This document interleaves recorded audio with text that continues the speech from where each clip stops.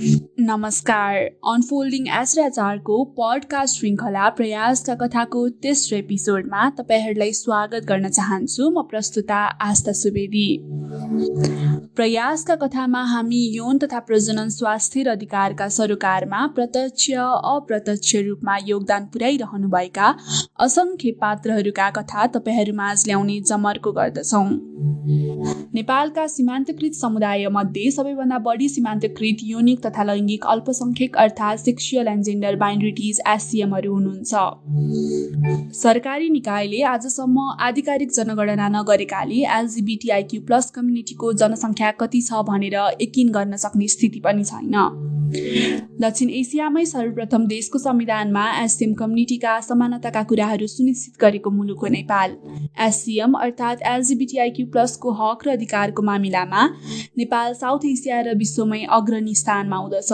तथापि कानुनमा लेखिएका कुराहरू व्यवहारमा लागू भएको भने पाइँदैन। यो समुदाय अझै पनि भेदभाव, दुर्व्यवहार, हिंसाको शिकार भइरहेको छ। एससीएम कम्युनिटीको हक र अधिकारको सम्बन्धमा जागरुकता फैलाउने र उहाँहरूका अधिकार सुनिश्चित गर्ने हेतुले हरेक वर्ष मे 17 का दिन इन्टरनेसनल डे अगेन्स्ट होमोफोबिया, ट्रान्सफोबिया र बाइफोबिया मनाउने गरिन्छ। यही उपलक्ष्यलाई मध्यनजर गर्दै आज हामीसँग एचआईभी एड्स रोकथामका लागि क्रुज एड नेपालमा सोसियल आउटरिचका क्षेत्रमा कार्यरत विवेक मगर्जी हुनुहुन्छ। 2018 सालमा युवाको युथ एक्टिभिस्ट लिडरसिप काउन्सिलको मेम्बर भएसँगै विवेकजीले एसराचारको क्षेत्रमा कार्यथालनी गर्नुभएको हो। 2019 सालमा युएस एम्बेसी युथ काउन्सिल यूएसवाईसीका सदस्यका रूपमा रहँदाखेरि उहाँले यूएसवाईसीकै सहयोगमा एक्सेप्टेन्स नामक एउटा प्रोजेक्ट गर्नुभएको थियो। सोही साल नेपाली इमर्जिङ लिडर्सका रूपमा सहभागी हुँदा उहाँले युनिभर्सिटी अफ सान डिएगो र लिडरसिप एकाडेमीको सहयोगमा एलजीबीटीआईक्यू डायलग विथ गभर्नमेन्ट भन्ने प्रोजेक्ट पनि सम्पन्न गर्नुभएको थियो। आज हामी विवेकजीसँग इन्टरनेसनल डे अगेन्स्ट होमोफोबिया, ट्रान्सफोबिया र बाइफोबियाको बारेमा कुरा गर्नेछौँ र साथसाथै उहाँका प्रयासका कथाहरू पनि सुन्नेछौँ। आउनुहोस् विवेकजीलाई स्वागत गरौँ। विवेकजी, हजुरलाई हाम्रो कार्यक्रममा स्वागत छ। धन्यवाद अनि नमस्ते। अनि सन्चै हुनुहुन्छ? कस्तो भइरहेछ लकडाउन? एकदमै सन्चै नै छु। लकडाउनले एकदमै एउटा कोठाभित्र चाहिँ सीमित भएर बसिरहेको छु। तर अब थ्याङ्क गड यो भर्चुअल वर्ल्डले चाहिँ सबैजनासँग कनेक्ट गराइदिइरहेको छ। ठिकै नै छ भन्नु पर्यो। हजुर, न्यू नर्मल भनेर है लामै समय भइसक्यो। मैले चाहिँ फर्स्टमा हजुरले आफूलाई कसरी आइडेन्टिफाई गर्न रुचाउनुहुन्छ सेक्सुअल ओरिएन्टेसन र जेन्डर आइडेन्टिटीको टर्ममा भनेर सोध्न चाहे है। थ्याङ्क यू सो मच है यो क्वेसन सोधिदिएकोमा। नत्रै नर्मली चाहिँ हामीलाई चाहिँ मानिसहरूले चाहिँ जज गरिहाल्छ क्या, एउटा हेरिसकेपछि। अनि पर्टिकुलर यो कम्युनिटीको भनिसकेपछि जज गरि नै हालिरहेको अवस्था छ। तर रियरली हुन्छ नि, एकदमै कमै मात्रामा चाहिँ मानिसले चाहिँ सोध्छन् कि तपाईँ चाहिँ के भनेर आइडेन्टिफाई गर्नुहुन्छ भनेर चाहिँ। त्यसको लागि यो क्वेसन गरिदिएकोमा धेरै धेरै धन्यवाद। म चाहिँ आफूलाई चाहिँ एकदमै out and proud gay man भनेर चाहिँ आइडेन्टिफाई गर्छु र त्यसलाई चाहिँ नेपालीमा चाहिँ समलिङ्गी पुरुष भनेर चाहिँ भनिन्छ है। हजुरको सेक्सुअल ओरिएन्टेसन गे अनि जेन्डर आइडेन्टिटी चाहिँ म्यान। एकदमै राइट। हजुर, धन्यवाद। अनि हजुर अब एलजीबीटीआईक्यू प्लस एक्टिभिस्ट, अझै प्रिसाइसली भन्दाखेरि इन्टरसेक्सनल एलजीबीटीआईक्यू प्लस एक्टिभिस्ट हुनुहुन्छ है।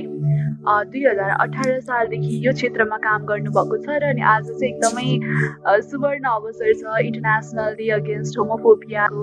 मलाई चाहिँ हजुरबाट नै यो डे हामीले किन मनाउन थालेका हौँ, किन मनाइन्छ, यसको सिग्निफिकेन्स के छ र यसपालिको थिम जुन छ नि टुगेदर, रेसिस्टिङ, सपोर्टिङ र हिलिङ, यसको बारेमा पनि हजुरबाट जान्न मन छ। कृपया प्रस्ताइदिनुहोस् न। हुन्छ। हामी मे 17लाई चाहिँ किन सेलिब्रेसन गर्छौँ भन्दाखेरि चाहिँ यो मे 17 चाहिँ इन्टरनेसनली वर्ल्ड वाइड रूपमा चाहिँ हामी एलजिबिटिआई पिपलहरू र एलजिबिटिआई अर्गनाइजेसनहरू इभन हाम्रो अलाइजहरूले चाहिँ सेलिब्रेसन चाहिँ गर्छौँ यो डेलाई चाहिँ।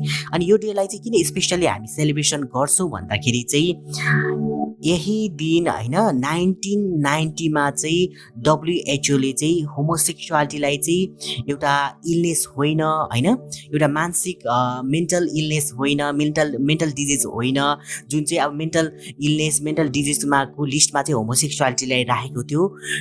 यही 1990को बेलामा चाहिँ यो चाहिँ एउटा डिजिज होइन भनेर चाहिँ डिक्लेरेसन चाहिँ गरेको दिन हो।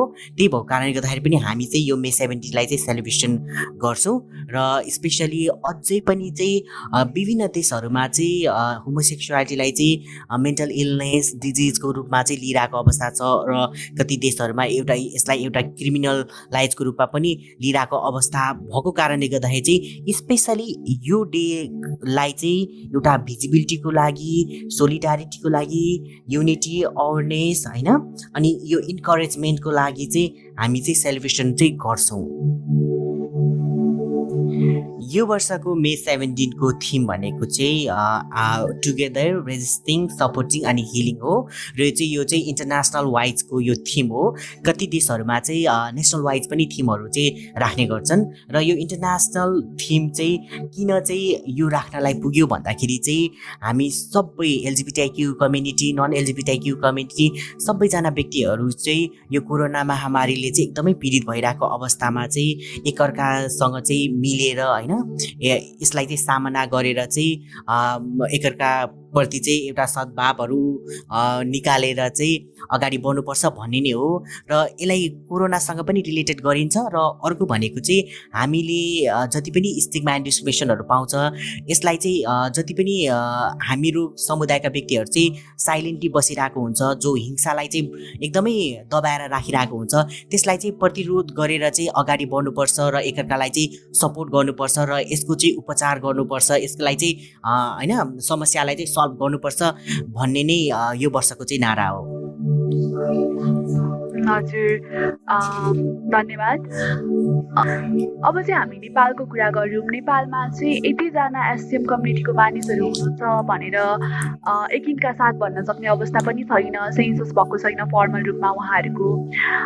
तर नेपालमा पनि एससिएम कम्युनिटीको मानिसहरू चाहिँ सिग्निफिकेन्ट नम्बरमै हुनुहुन्छ होइन। उहाँहरूको यौन तथा प्रजनन स्वास्थ्य र अधिकारको अवस्था चाहिँ कस्तो छ? सर्वप्रथम चाहिँ हामीले चाहिँ यौन तथा प्रजनन स्वास्थ्य र अधिकारलाई नै बुझ्नु चाहिँ पर्छ जस्तो चाहिँ लाग्छ। अझै पनि नेपाली समाजमा चाहिँ यौन तथा प्रजनन स्वास्थ्य र अधिकारको कुराकानी गर्ने हो भने चाहिँ इभन स्वास्थ्यलाई मात्र लिने हो भने चाहिँ हामीले चाहिँ नर्मली हाम्रो माइन्डसेट चाहिँ कस्तो छ भने यो भनेको चाहिँ महिलाको मात्र चाहिँ विषय हो र त्यो महिलाभित्र पनि चाहिँ हुन्छ नि यो महिनावारीको विषय हो, यो हुन्छ नि कन्ट्रासेप्टिभ पिल्सको कुराकानी हो, परिवार नियोजनको साधनहरूलाई चाहिँ प्रजनन स्वास्थ्य भन्ने कुरा चाहिँ गरिरहेको अवस्था चाहिँ छ है नेपालमा चाहिँ। अनि स्पेसली चाहिँ यो बाइनरी यो कन्सेप्ट जुन छ नि, यो बाइनरी कन्सेप्टलाई चाहिँ हामीले चाहिँ ब्रेक गर्नुपर्छ जस्तो चाहिँ मलाई लाग्छ। किनभने भने हामीले चाहिँ अहिले हाम्रो समाजमा हेऱ्यो भने चाहिँ यौनिक तथा लैङ्गिक अल्पसङ्ख्यकहरू पनि चाहिँ भएको कारणले गर्दाखेरि पनि यो बाइनरी यो कन्सेप्टले चाहिँ उनीहरूलाई चाहिँ पाउने सेवा सुविधा हो, उनीहरूले पाउने जति पनि जानकारी हो त्यो जानकारीबाट चाहिँ वञ्चित भइरहेको अवस्था छ। र सर्वप्रथम त हामीले यो यौन तथा प्रजनन स्वास्थ्य र अधिकारको कुराकानी गर्दाखेरि चाहिँ सर्वप्रथम चाहिँ म स्वास्थ्यलाई चाहिँ जोड्न चाहन्छु। स्वास्थ्यको कुराकानीहरू आउँदाखेरि चाहिँ अघि नै मैले भनेको नेपाली समाजले चाहिँ कसरी चाहिँ यौन तथा प्रजनन स्वास्थ्यलाई मात्र चाहिँ कसरी बुझ्छ भन्ने कुराहरू भनि नै सके हो। त्यो स्वास्थ्यलाई चाहिँ त्यो तरिकाले बुझ्दाखेरि चाहिँ कति धेरै यौनिक तथा लैङ्गिक अल्पसङ्ख्यक समुदायका व्यक्तिहरू चाहिँ त्यो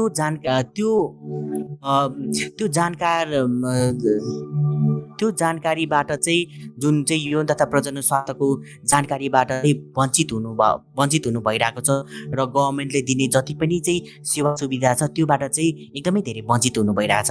कसरी भन्दाखेरि चाहिँ यदि हामीले अन्तर्राष्ट्रिय स्तरको रूपमा हेर्ने हो भने चाहिँ हरेक एलजिबिटिआइक्यू कम्युनिटीलाई चाहिँ ट्रान्सजेन्डर प्रोटेक्सन हेल्थ राइट्स बिलहरू पनि चाहिँ छ र त्यसबाट चाहिँ कति धेरै ट्रान्स कम्युनिटीहरूले चाहिँ आफूलाई चाहिँ हार्मोन मेडिसिनहरू चाहिँ फ्री रूपमा पाइरहनु भएको छ र आफूले चाहिँ चाहे बमोजिम चाहिँ सर्जरी चाहिँ सरकारको सहायताले चाहिँ उहाँले सर्जरीहरू गरिरहनु भएको छ हो। त्यो कुराकानीहरू चाहिँ हाम्रो नेपालमा पनि चाहिँ हुनुपर्छ जस्तो चाहिँ मलाई लाग्छ। तर त्यो नेपालको सरकारले चाहिँ कुनै पनि तरिकाबाट चाहिँ त्यो सेवा सुविधाहरू चाहिँ पर्टिकुलर ट्रान्स कम्युनिटीहरूलाई चाहिँ उपलब्ध गरिरहेको छैन यो स्वास्थ्यको कुराकानीमा। र स्वास्थ्यकै कुराकानीमा चाहिँ हामीले चाहिँ यसो हेर्ने हो भने चाहिँ हामीले जहिले पनि सेक्सुअल प्र्याक्टिसको कुराकानी गर्ने हो भने चाहिँ हामी कहिले पनि चाहिँ एउटा मेलको कुराकानी सेक्सुअल प्र्याक्टिसको कुराकानी गर्दैनौँ, फिमेल टु फिमेलको सेक्सुअल प्र्याक्टिसको कुराकानी गर्दैनौँ। जहिले पनि भजाइना र पिनसको इन्टरकोर्सको कुराकानीहरू चाहिँ गरिरहेको अवस्था छ। कहिले पनि हामीले एनल सेक्सको कुराकानी गर्दैनौँ, कहिले पनि हामीले चाहिँ फोरप्लेहरू ब्लोजअपहरूको कुराकानीहरू गरिरहेको दैनौँ। कहिले पनि एनल सेक्स गर्दाखेरि चाहिँ हुने जति पनि खतराहरू छ जस्तै एचआइभीदेखि लिएर एसटिआईको खतराहरू छ हो त्यसको हामी कुराकानीहरू गरिरहेको हुँदैनौँ हो। यस्तो कुराकानीहरू चाहिँ अब चाहिँ गर्नुपर्छ जस्तो चाहिँ मलाई लाग्छ र यो सरकारले चाहिँ आफ्नो तर्फबाट चाहिँ यो सम्बन्धी कुराकानीहरू चाहिँ स्पेसली अल्पसङ्ख्यक समुदायलाई चाहिँ कसरी चाहिँ राइट टु इन्फर्मेसनको चाहिँ हक चाहिँ सुनिश्चित गर्न सकिन्छ भन्ने कुरा चाहिँ हामीले चाहिँ याद गर्नुपर्छ जस्तो चाहिँ मलाई लाग्छ। यो भयो स्वास्थ्यको कुराकानीमा है। र अधिकारको कुराकानीमा भन्दाखेरि चाहिँ अधिकारको कुराकानीमा चाहिँ अझै पनि नेपाली समाजमा चाहिँ यौनिक तथा लैङ्गिक अल्पसङ्ख्यकले चाहिँ यौन तथा प्रजनन स्वास्थ्य र अधिकारलाई हेर्ने हो भने चाहिँ अधिकारमा चाहिँ एकदमै वञ्चित हुन परिरहेको अवस्था छ। र अधिकारको कुराकानीमा यौन तथा प्रजनन स्वास्थ्यलाई चाहिँ रिलेट गर्ने हो भने चाहिँ अधिकारको कुराकानीमा अझै पनि चाहिँ म्यारेज इक्वालिटी चाहिँ नेपालमा छैन। अझै पनि म्यारेजको परिभाषामा चाहिँ एउटा महिला र पुरुषको भनेर चाहिँ मेन्सन भइरहेको छ। अझै पनि त्यो बाइनरी कन्सेप्ट चाहिँ म्यारेजको परिभाषामा चाहिँ संविधानमा छ हो। त्यो संविधानमा त्यो भएको कारणले गर्दाखेरि पनि चाहिँ अझै तथा चाहिँ आफूले चाहे बमोजिम चाहिँ विवाहलाई चाहिँ कानुनी रूप चाहिँ दिनलाई सकिरहेको छैन। यो म्यारेजको कुराकानी भयो। र अर्को भनेको चाहिँ फ्यामिली प्लानिङको कुराकानी भयो। हाम्रो नेपालमा अडप्सन र सरोगेसीको केसमा अझै पनि सरोगेसी चाहिँ हाम्रो नेपालमा चाहिँ इलिगल बनाएको छ जसबाट चाहिँ यौनिक तथा लैङ्गिक अल्पसङ्ख्यक चाहिँ आफूले चाहे बमोजिम चाहिँ आफ्नो सन्तान बनाउन र एउटा परिवारलाई स्थापना गर्न चाहिँ एकदमै वञ्चित हुनु भइरहेको अवस्था चाहिँ छ। र अर्को भनेको चाहिँ जेन्डर रिकग्नेसनको कुराकानी। हाम्रो लैङ्गिक पहिचानको कुराकानीमा पनि चाहिँ हामी भन्ने गर्छौँ कि हाम्रो नेपाल भनेको चाहिँ एकदमै साउथ एसियन कन्ट्रीमा चाहिँ एकदम प्रोग्रेसिभ ल एन्ड पोलिसी एलजिबिटिआईमा बनाउने कन्ट्री भनेर भन्छौँ। तर त्यो ल एन्ड पोलिसी त बनायो, तर त्यो ल एन्ड पोलिसीलाई हेर्ने हो भने चाहिँ त्यो ल एन्ड पोलिसी चाहिँ एकदमै रिग्रेसिभ टाइपको एकदमै मिसडेफिनेसन गरिएको अवस्था चाहिँ छ। होल एलजिबिटिआईक्यू कम्युनिटीलाई चाहिँ एउटा अदर्स भन्ने क्याटेगोरीमा चाहिँ हालिसकेपछि चाहिँ त्यहाँ जेन्डर आइडेन्टिटी, त्यहाँ सेक्सुअल ओरिएन्टेसन र त्यहाँ सेक्सको जुन पहिचान छ त्यो पहिचानलाई चाहिँ एकदमै मिसइन्टरप्रेट गरिरहेको अवस्था छ, डिफाइन गरिरहेको अवस्था छ हो। यो जेन्डर रिकग्नेसनको कुराकानीलाई पनि चाहिँ हामीले नेपाल सरकारबाट परिवर्तन गर्नुपर्छ जस्तो चाहिँ मलाई लाग्छ। र यो त भयो यौन तथा प्रजनन स्वास्थ्य र अधिकार जो चाहिँ अल्पसङ्ख्यकमा चाहिँ के कस्तो स्वास्थ्य र अधिकारको कुराकानीहरू हुन्छ भन्ने कुराहरू। हजुर धेरै धेरै धन्यवाद। एकदमै डिटेल्समा सबै कुरालाई चाहिँ कम्प्रिहेन्सिभ वेमा एक्सप्लेन गरिदिनु भयो। हजुरले चाहिँ एससिएम कम्युनिटी र यौन तथा प्रजनन स्वास्थ्य र अधिकारको क्षेत्रमा कसरी के कामहरू गरिराख्नु भएको छ? मैले चाहिँ विगत 3 वर्षदेखि चाहिँ यो क्षेत्रमा चाहिँ काम गरिरहेको छु र आफ्नो व्यक्तिगत हिसाबले र व्यावसायिक हिसाबले चाहिँ अन्तर्गत रहेर चाहिँ यो समुदायको लागि र स्पेसली चाहिँ यौन तथा प्रजनन स्वास्थ्य र अधिकारमा चाहिँ काम गरिरहेको छु। र मैले चाहिँ सुरु टर्ममा चाहिँ एकदमै व्यावसायिक रूपले चाहिँ म युवा भन्ने संस्थासँग चाहिँ आबद्ध भएको थिएँ र त्यसमा चाहिँ youth activist leadership council 2018 to 19 भएर चाहिँ यौन तथा प्रजनन स्वास्थ्य स्वास्थ्य र अधिकार सम्बन्धी चाहिँ विभिन्न कार्यक्रमहरू होइन जो चाहिँ स्कुलहरूमा कन्डक्ट गरेर हुन्छ कि जो चाहिँ अर्गनाइजेसनमा कन्डक्ट गरेर हुन्छ कि जहाँ चाहिँ एउटा एलजिबिटी युथहरूलाई भेला पारेर हुन्छ कि त्यसरी नै चाहिँ मैले कामको सुरुवात चाहिँ गरेको थिएँ, स्पेसली यौन तथा प्रजनन स्वास्थ्य र अधिकारको कुराकानीमा।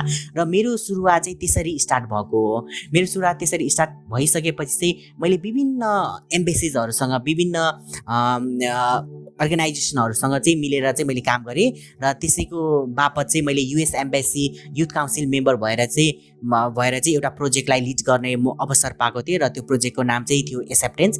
र त्यो एक्सेप्टेन्सबाट चाहिँ एलजिबिटिआइक्यू कम्युनिटीहरूमा चाहिँ कसरी चाहिँ सेल्फ एक्सेप्टेन्सलाई चाहिँ इन्क्रिज गराउन सकिन्छ, सेल्फ एक्सेप्टेन्सको बारेमा चाहिँ कसरी चाहिँ भन्न सकिन्छ भन्ने कुराहरूलाई चाहिँ लिएर मैले त्यो प्रोजेक्ट चलाएको थिएँ। र त्यसरी नै चाहिँ मैले LGBTI dialogues with the local government भनेर प्रदेश 1 मा चाहिँ मैले त्यो प्रोजेक्टलाई चाहिँ त्यो परियोजनालाई चाहिँ कन्डक्ट गरेको थिएँ र त्यसमा स्पेसली चाहिँ लोकल गभर्मेन्टको मानिसहरूलाई चाहिँ एलजिबिटिआई टर्मिनोलोजी भनेको के हो त र एलजिबिटिआई भित्र रहेको इस्युहरू चाहिँ के हो भन्ने कुराहरूको बारेमा चाहिँ मैले अवेर चाहिँ गराएको थिएँ।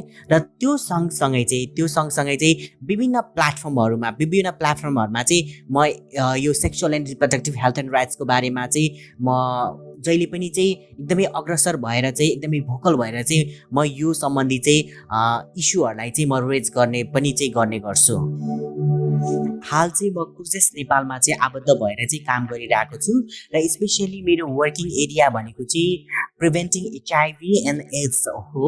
र त्यसमा पनि चाहिँ हामीले हेर्ने हो भने चाहिँ इभन वर्ल्ड वाइडको रूपमा हेर्ने भने चाहिँ एचआइभी तथा एड्स र यौन रोगहरूबाट चाहिँ एकदमै हाई भर्नेबल ग्रुपहरूमा चाहिँ हाम्रो एलजिबिटिआइक्यू कम्युनिटी पनि पर्नुहुन्छ। र त्यही भएको कारणले गर्दाखेरि पनि चाहिँ हामी चाहिँ एलजिबिटिआइक्यू कम्युनिटीसँग चाहिँ एकदमै नजिक भएर चाहिँ काम गर्छौँ र एचआइभी सम्बन्धी अवेरनेसदेखि लिएर एचआइभी सम्बन्धी ट्रिटमेन्टदेखि लिएर एचआइभी सम्बन्धी जति पनि चेक जाँचहरू हुन्छ त्यो सबै चाहिँ गर्ने चाहिँ गर्छौँ। र अहिले चाहिँ म त्यही आबद्ध भएर चाहिँ काम गरिरहेको छु र आफ्नो समुदायलाई चाहिँ एचआइभी मुक्त र यौन रोग मुक्त चाहिँ बनाउने चाहिँ प्रयासमा चाहिँ छु।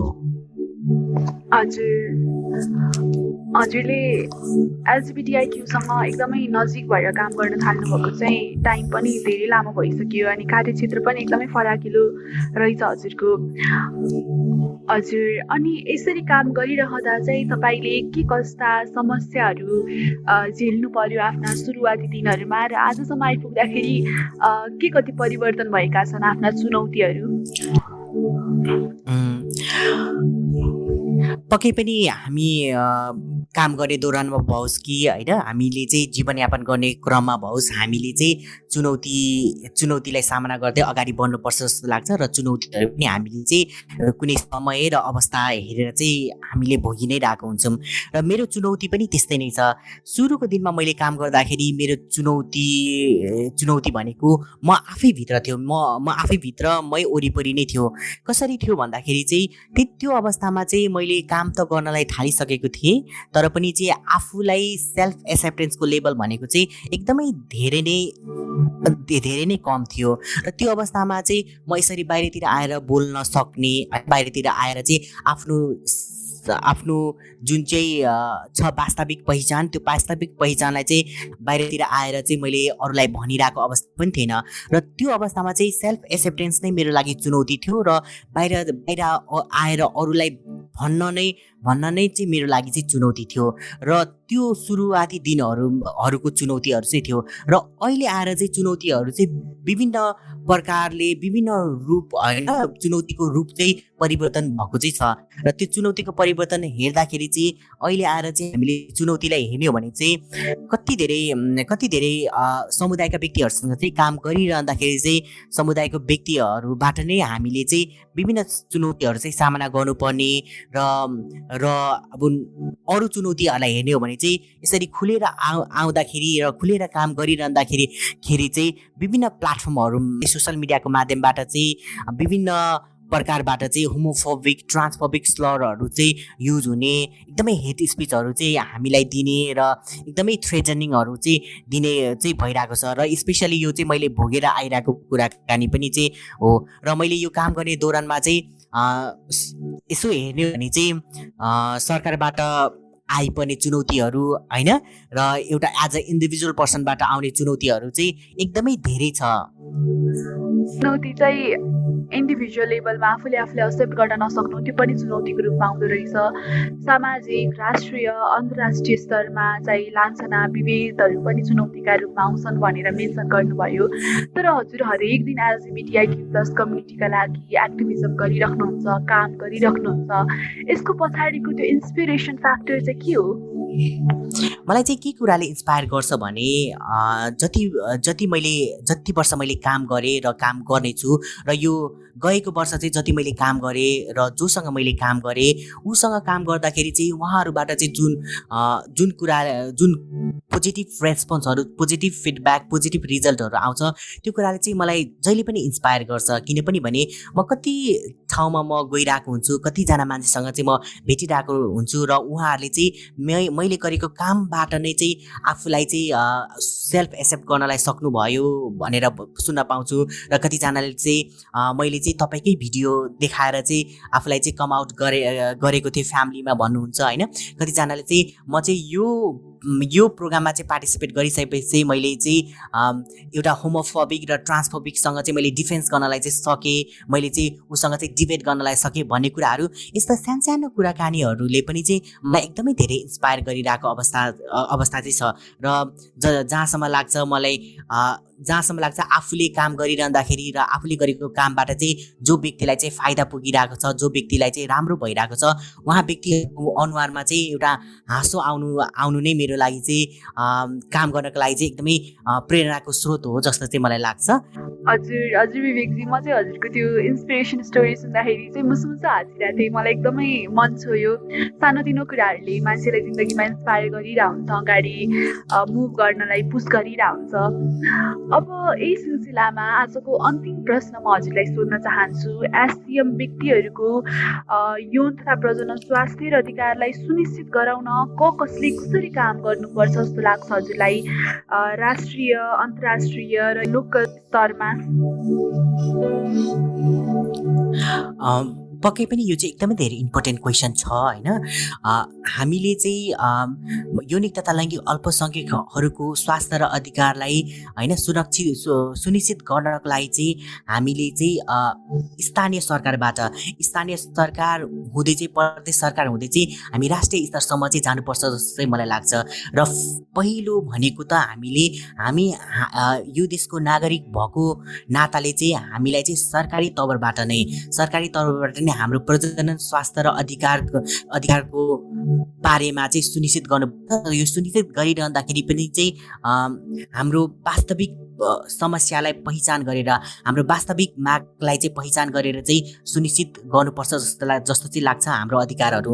र अर्को चाहिँ भनेको चाहिँ सरकारी तवरबाट मात्र नभएर हामी जस्तो सिभिल सोसाइटी, हामी जस्तो एउटा इन्थुजियास्टिक यङ पिपुल जो चाहिँ हामी एसआरएचआरमा कामहरू गरिरहेको छौँ हो, हामी जस्तो युवाहरूले चाहिँ हाम्रो भोइसलाई चाहिँ गर्नलाई चाहिँ पर्छ जस्तो चाहिँ मलाई लाग्छ।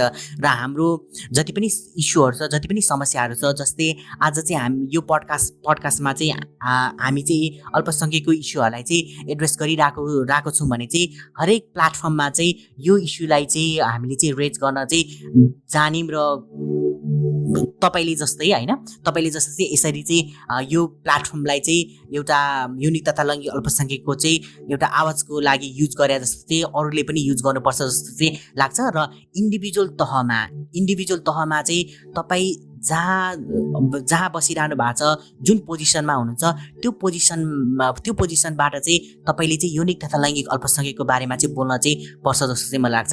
कहीँ कतै चाहिँ तपाईँले लान्छना र विभेद देखिरहनु भएको छ होइन, कसैले चाहिँ नराम्रो कुराकानी गरिरहनु भएको छ भने चाहिँ तपाईँले एज अ इन्डिभिजुअल पनि चाहिँ त्यहाँ चाहिँ क्वेसन उठाउन सक्नुहुन्छ, त्यहाँ चाहिँ डिफेन्स गर्न चाहिँ सक्नुहुन्छ। र कसैलाई थाहा छैन भने चाहिँ उहाँलाई चाहिँ एजुकेट गर्नलाई पनि सक्नुहुन्छ जस्तो चाहिँ मलाई लाग्छ। र हामी इन्डिभिजुअल पर्सन, हामी एउटा ग्रुप, हामी एउटा अर्गनाइजेसन र हामी गभर्मेन्टले चाहिँ यो काम चाहिँ गर्नुपर्छ जस्तो लाग्छ। र अन्तर्राष्ट्रिय स्तरमा चाहिँ यो कुराकानीहरू चाहिँ एकदमै धेरै उठिरहेको पनि हो। र युएनको ट्रिटी बडीहरूलाई पनि हेर्ने हो भने चाहिँ युपिआरबाट होस् कि सिडमा होस् कि हामीले चाहिँ यौनिक तथा लैङ्गिक अल्पसङ्ख्यकको पनि चाहिँ एउटा यौन तथा प्रजनन स्वास्थ्य र अधिकारको बारेमा चाहिँ एकदमै धेरै पनि विषयमा चाहिँ एकदमै सवालहरू चाहिँ उठाएको पनि हो। र अन्तर्राष्ट्रिय स्तरबाट पनि चाहिँ हेर्ने हो भने चाहिँ कतिवटा देशले चाहिँ रिकमेन्डेसनमा चाहिँ नेपाल सरकारलाई चाहिँ यौनिक तथा लैङ्गिक अल्पसङ्ख्यकको विषयमा चाहिँ विभिन्न रिकमेन्डेसनहरू पनि दिएको हो। तर त्यसलाई चाहिँ हेर्ने हो भने चाहिँ इम्प्लिमेन्टको पाटोमा र सरकारले चाहिँ कार्यान्वयन गरेको पाटोमा चाहिँ एकदमै धेरै फितलो भइरहेको छ, एकदमै धेरै चाहिँ केयरलेस होइन इग्नोरेन्स भइरहेको अवस्था चाहिँ हामीले र स्पेसली मैले चाहिँ देखिरहेको अवस्था छ। र यो कुराकानी अन्तर्राष्ट्रिय स्तरबाट आएको सुझावहरूलाई पनि चाहिँ नेपाल सरकारले चाहिँ सुनिश्चित गर्नुपर्छ र कार्यान्वयन गर्नुपर्छ जस्तो चाहिँ मलाई लाग्छ। प्लेटफर्मको कुरा अघि हजुरले गरिरहँदाखेरि चाहिँ मलाई याद आयो हजुरको पनि पडकास्ट छ। मैले धेरै इन्फर्मेसन चाहिँ हजुरको पडकास्टबाट ग्यादर गरेको थिएँ होइन। म नि सुनिरहन्छु, केही नयाँ कुरा लर्न गर्न मन लाग्यो भने हाम्रो अडियन्सहरूलाई पनि भनिदिनुहोस् न त्यसको बारेमा। मैले यो पडकास्टको कुराकानी गर्नुपर्दाखेरि चाहिँ 1 वर्षभन्दा अगाडि मैले सुरुवात गरेको हो पडकास्टको चाहिँ। र मेरो पडकास्टको नाम चाहिँ मैले राखेको थिएँ एलजिबिटिआई दुनियाँ। र स्पेसली एलजिबिटिआई दुनियाँ चाहिँ मैले किन राखेको थिएँ भने एलजिबिटिआईकै समस्याहरू पनि सवालहरू पनि कति धेरै छ त हो। त्यो समस्या र सवालहरूलाई चाहिँ पडकास्टको माध्यमबाट चाहिँ अरू व्यक्तिहरूलाई चाहिँ सुनाउन है। कतिजना व्यक्तिहरू चाहिँ यो इस्युको बारेमा चाहिँ अनवेयर भइरहेको अवस्था छ, कहाँ गएर सुन्ने, कहाँ गएर बुझ्ने भन्ने कुराहरू पनि चाहिँ भइरहेको अवस्थामा चाहिँ मैले पडकास्ट चाहिँ एकदमै बेस्ट वे हुन्छ होला भनेर चाहिँ पडकास्ट चाहिँ स्टार्टिङ गरेको थिएँ। र स्पेसली चाहिँ त्यो पनि मेरो एउटा चाहिँ मोटिभ थियो कि मानिसहरूलाई चाहिँ एलजिबिटिआईको बारेमा चाहिँ भनौँ भने। र अर्को कुरा चाहिँ कुराकानी चाहिँ के पनि थियो भने चाहिँ हामी नेपाली सोसाइटीमा हेर्ने हो भने चाहिँ अझै पनि चाहिँ मेन स्ट्रिममा अझै पनि चाहिँ कुनै पनि प्लेटफर्ममा चाहिँ एलजिबिटिआईक्यूको मानिस नै आएर चाहिँ आफ्नो भोइसलाई चाहिँ बोलिरहेको र त्यो प्लेटफर्म चाहिँ क्रिएट गरेको चाहिँ थिएन होइन, त्यो थिएन। र जहिले पनि अरूकै प्लेटफर्ममा गएर चाहिँ बोलिरहनु पर्ने, अरूले नै बोलाउँदाखेरि मात्र चाहिँ आफ्नो समस्याहरू इस्युहरू चाहिँ भनिराख्नु पर्ने अवस्था चाहिँ थियो। र त्यसलाई पनि मध्यनजर गरेर पनि वाइ नट आफैले चाहिँ प्लेटफर्म क्रिएट गरेर चाहिँ त्यो प्लेटफर्ममा चाहिँ आफ्नो बारेमा चाहिँ मन लागेको कुराकानीहरू चाहिँ जतिखेरको अवस्थामा पनि चाहिँ किन नभन्ने भन्ने हिसाबले पनि चाहिँ मैले चाहिँ पडकास्ट चाहिँ स्टार्टिङ गरेको। र यो पडकास्ट चाहिँ तपाईँले यदि केही सुन्न चाहनुहुन्छ र एलजिबिटिआईको बारेमा भने चाहिँ मेरो पडकास्टको नाम चाहिँ एलजिबिटिआई दुनियाँ भन्ने छ। र तपाईँले चाहिँ गएर चाहिँ सर्च गरेर चाहिँ मैले जति पनि कन्टेन्टहरू जति पनि प्रोग्रामहरू चाहिँ पडकास्टमा समावेश गरेको छु र त्यसलाई चाहिँ सुनिदिन सक्नुहुन्छ। र मेरो चाहिँ केही दिन नभनौँ, केही महिना नै भनौँ न, महिना चाहिँ एकदमै धेरै म प्यासिभ थिएँ, पडकास्टमा मैले प्रोग्रामहरू गरिरहेको थिइनँ र अहिले पनि छैन। तर आगामी दिनमा चाहिँ म अझै पनि चाहिँ इन्ट्रेस्टिङ होइन, अझै पनि चाहिँ एकदमै हिडन कुराकानीहरू, हिडन विषयलाई चाहिँ लिएर चाहिँ म कार्यक्रम बनाउँछु भन्ने चाहिँ मैले सोचिरहेको छु। र म आगामी दिनमा चाहिँ म छिटै एकदमै कार्यक्रमहरूलाई चाहिँ लिएर चाहिँ म आउँछु चाहिँ भन्न चाहन्छु। सो हाम्रो श्रोताहरूले चाहिँ एङ्करमा एलजिबिटिआईक्यू दुनियाँ भन्ने पडकास्ट चाहिँ भेट्न सक्नुहुन्छ र सुन्न पनि सक्नुहुन्छ। आजको कार्यक्रममा आइदिनु भयो, हामीले कस्तो फ्रेङ्कली धेरै कुराहरू छोयौँ, धेरै कुराको बारेमा कुरा गऱ्यौँ, एकदमै छोटो समयमा धेरै कुरालाई समेट्न खोज्यौँ, त्यसको लागि धेरै धेरै धन्यवाद।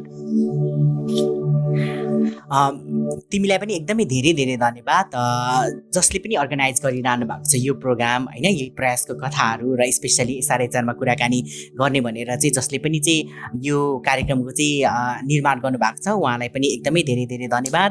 र स्पेसली आस्था बुनुलाई चाहिँ एकदमै धेरै धेरै धन्यवाद, जसले चाहिँ यो विषयमा चाहिँ बोल्नुपर्छ दाइ र स्पेसली मे 17मा चाहिँ यो विषयलाई चाहिँ उठाएर बोल्नुपर्छ भनेर चाहिँ भन्यो र म समक्ष चाहिँ जुन कुराको चाहिँ प्रस्ताव लिएर आयो त्यसको लागि पनि एकदमै धेरै नै म खुसी छु र तिमीलाई चाहिँ एकदमै धेरै धेरै पनि धन्यवाद छ। श्रोताहरू, आजको बसाइमा हामीले विवेक मगर्जीसँग नेसनल डे अगेन्स्ट होमोफोबिया, ट्रान्सफोबिया र बाइफोबियाको बारेमा कुरा गर्यौं। साथसाथै नेपालमा LGBTIQ+ अर्थात् यौनिक तथा लैङ्गिक अल्पसंख्यकहरूको कस्तो स्थिति छ भन्ने बारेमा पनि कुरा गर्यौं। आगामी दिनहरूमा के कस्ता प्रयासका कथाहरू सुन्न चाहनुहुन्छ हामीलाई भन्दै गर्नुहोला। आजको लागि बिदा माग्न चाहन्छौँ। धन्यवाद।